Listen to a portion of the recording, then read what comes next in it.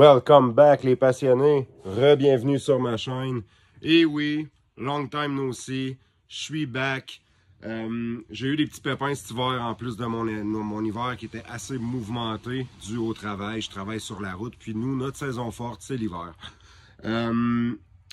C'est ça, j'ai fait quand même des petits projets cet hiver. Le seul problème que j'ai eu, c'est que j'ai eu des problèmes de synchronisation sur mon cloud. J'ai perdu du footage. Puis, ceux que j'ai été capable de récupérer, ben imaginez-vous donc que la qualité a été réduite. Donc, je vais être capable quand même de vous confectionner des vidéos sur les petits projets que j'ai fait cet hiver, que je vais poster back-à-back là, dans pas très long. Je me suis équipé d'un nouveau logiciel de montage, un nouveau setup pour filmer. Donc, vous pouvez le voir, la qualité est pas mal mieux. Fait que c'est ça. Fait qu'aujourd'hui, on travaille sur un magnifique Tacoma TRD 2017. C'est le petit pick-up à un de mes boys. Son pick-up, il est voué un peu, bon, il est jacké comme vous pouvez voir, il est sur le 33, il est voué un peu au off-road, puis je pense qu'il fait du camping avec, c'est un gars qui fait du bike, mountain bike, donc il se promène un peu dans des terrains sinueux et en montagne. Donc, il m'a demandé de faire une coupe de pare-choc avant, high clearance. Fait que ce que ça veut dire, c'est que le bumper en avant des roues, vu qu'il est sur le 33, pour pouvoir être capable de clairer des obstacles plus grosses, on entaille le bumper en avant, puis on met une moulure, là, puis on finit ça, le clean. Fait qu'il m'a demandé de faire ça. Fait qu'aujourd'hui, ben, j'ai décidé de vous faire un petit do-it-yourself à ce sujet-là. C'est quand même nice. Je vais nommer le vidéo comme ça. Donc, ceux qui veulent le faire sur leur truck, ben, il y aura une petite vidéo. Je sais que peut-être qu'il y en a déjà d'autres, mais en français, je pense pas. Québécois, je pense pas non plus. Donc, je vais vous poster ça.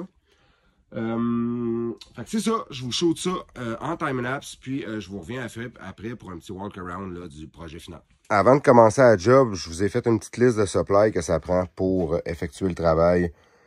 Un tape de couturier, je trouve que ça va toujours mieux qu'un tape rigide. Là. Quand les surfaces sont pas planes, ça suit les courbes, puis les mesures sont plus précises. Une frontale pour voir de quoi, un masque pour pas avaler de la shit. Des lunettes pour en avoir dans les yeux naturellement, c'est la base. Crayon pour marquer nos mesures, plomb de préférence, du tape pour tirer nos lignes bien droites, la Dremel sans fil aussi de préférence pour éviter les gaffes, là, on s'accroche dans le fil ou on se rend pas ou ça évite des gaffes irréparables, surtout sur des parties apparentes. Un 10 zip cut à couper normal, standard, une bite au carbure pour faire nos découpes de précision. Moi, j'ai utilisé un bouchon de peinture là, pour faire ma courbe là, dans le devant du bumper, mais tout dépendant des applications, ça peut être n'importe quoi que vous avez sous la main. Une lime laser cut pour smooth les edges de finition. C'est la meilleure qualité, ça va bien. Un petit box 10 pour démancher la faucelle. Puis pour terminer, moi j'utilise du goop pour coller ma moulure de finition de qualité automobile. Pourquoi j'utilise du goop? Parce que sinon j'aurais utilisé de l'uréthane, mais de l'uréthane, ça tâche. Je finis toujours par en mettre partout. Puis quand t'en as ses doigts, ben c'est pas long que t'en remets partout, c'est que tu touches. J'aime pas vraiment ça, travailler avec ça, même si j'aime le produit à la base. Le goop, l'avantage, c'est que c'est aussi tough. C'est pareil comme de l'uréthane, mais c'est un petit peu plus gommant comme du silicone au lieu d'être comme une genre de pâte huileuse comme l'uréthane là, qui tâche. Fait que c'est pas mal ça. Puis ma moulure. Fait que voici le matériel qu'on a besoin pour effectuer la job. Fait que sur ce,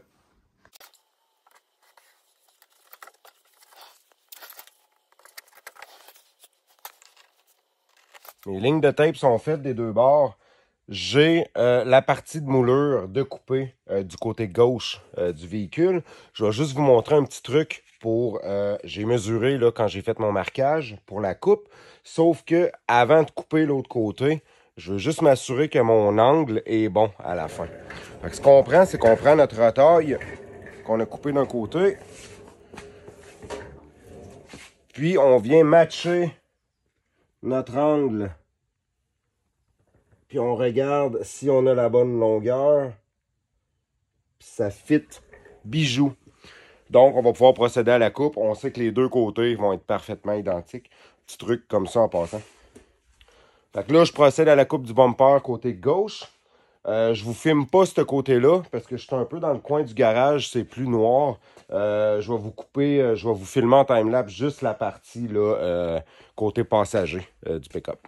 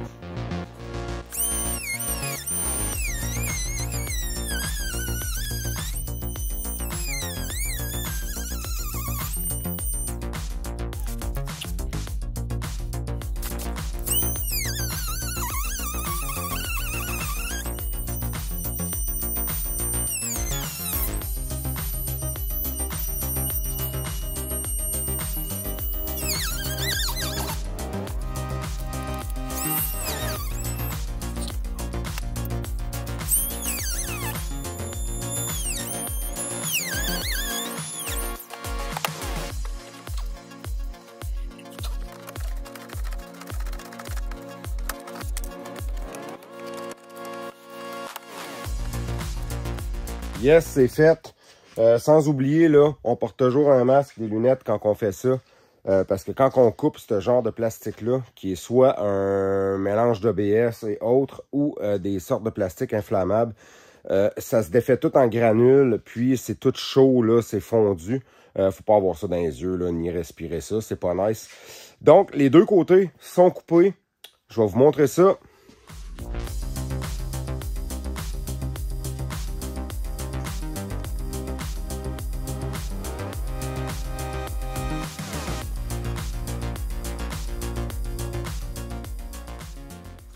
Fait que là, ce qu'il me reste à faire, je sais pas si vous voyez ici, là, je m'étais fait des angles circulaires pour que ça look bien.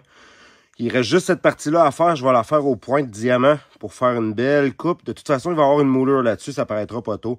Mais comme je suis quelqu'un de perfectionniste, j'aime ça que mes coupes ils soient super belles, même s'ils sont cachés. La coupe du bumper apparente est nickel, des deux côtés. Super beau. Fait que c'est ça. Fait que là, dans le fond, il va juste me rester à trimer la faucelle en arrière. Bien important de garder les deux tabs. On coupe toujours en bas de la clip là. Puis on coupe toujours à l'extérieur de cette braquette-là et non en dedans. Comme ça, on garde le renfort de la faucelle et du bas de bumper. Fait qu'on s'assure là, que ça vibrera pas, ça flottera pas dans le vent et tout, et tout, et tout. Fait que là, je fais ces deux angles-là à habit de diamant. Puis je vous reviens après, je coupe les fausses ailes. Je vais juste vous timelapse juste un côté. Puis je vous reviens après là, pour la pose de la moulure.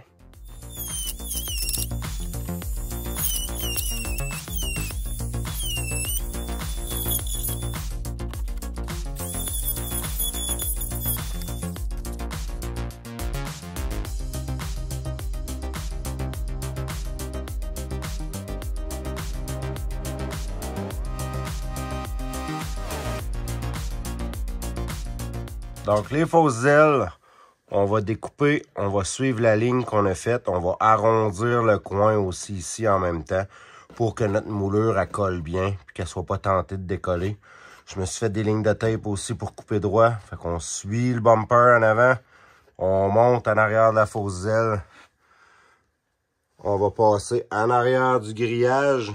Puis on va venir joindre notre ligne de bumper avant ici.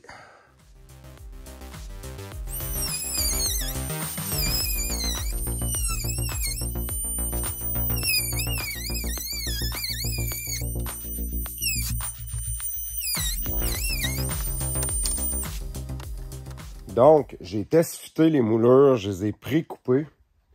Puis comme vous pouvez voir ici, là, j'ai fait une petite incision.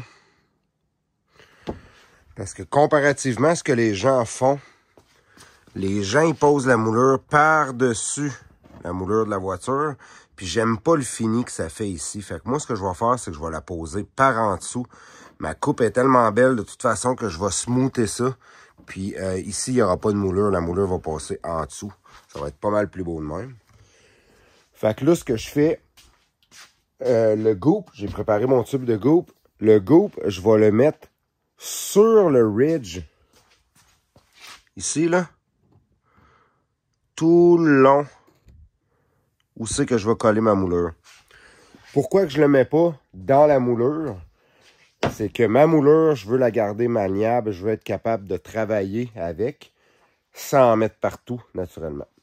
Bon, fait que ça, je vous skip ça. Je vais poser ma moulure, là, vite. Je vais peut-être juste vous en timelapser une, pas les deux. Je mets mon goop, je pose mes moulures. Je vous timelapse ça. Puis je vous reviens avec le résultat final après.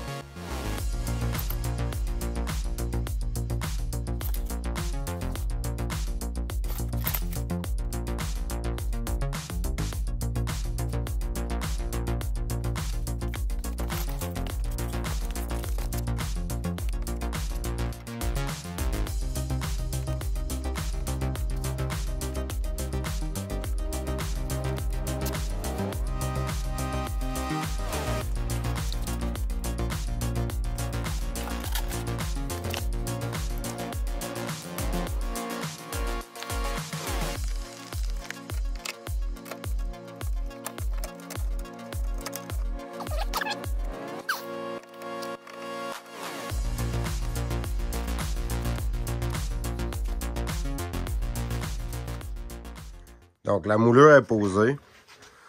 Le résultat est clean. En esti. Fait qu'il reste juste à prendre notre lime, puis smooth les edges de la moulure. Comme je vous ai dit tantôt, les gens qui l'ont fait ou ceux-là qui ont déjà fait des do-it-yourself, la moulure, ils la passent, la moulure de Robert là, que j'ai ajoutée, ils la passent dans la moulure de plastique du char. Mais ben honnêtement, je trouve ça pas mal plus beau de même que la moulure genre qui gondole ici, là, c'est vraiment pas beau. C'est pour ça que j'ai fait une petite incision dans ma moulure qui passe quand même en dessous pour protéger la peinture puis sceller le pare-choc. Fait que c'est ça, on smooth les edges là-dessus. Puis je vous dévoile le résultat final après l'outro de ce beau vidéo. So, it's a wrap, guys, for tonight. La job est ça à coche, sérieux. Je pouvais pas demander mieux que ça, ben honnêtement. Fait que c'est ce qui termine ce petit épisode d'aujourd'hui sur le Do-It-Yourself du Viper Cut sur un Toyota Tacoma 2017. J'espère que ça a été instructif pour vous. J'espère que vous avez apprécié la vidéo. Si c'est le cas, on clique le like button. Si vous voulez en voir plus, on subscribe à ma chaîne. And you know, like usual, you know where to get skills. Keep on watching.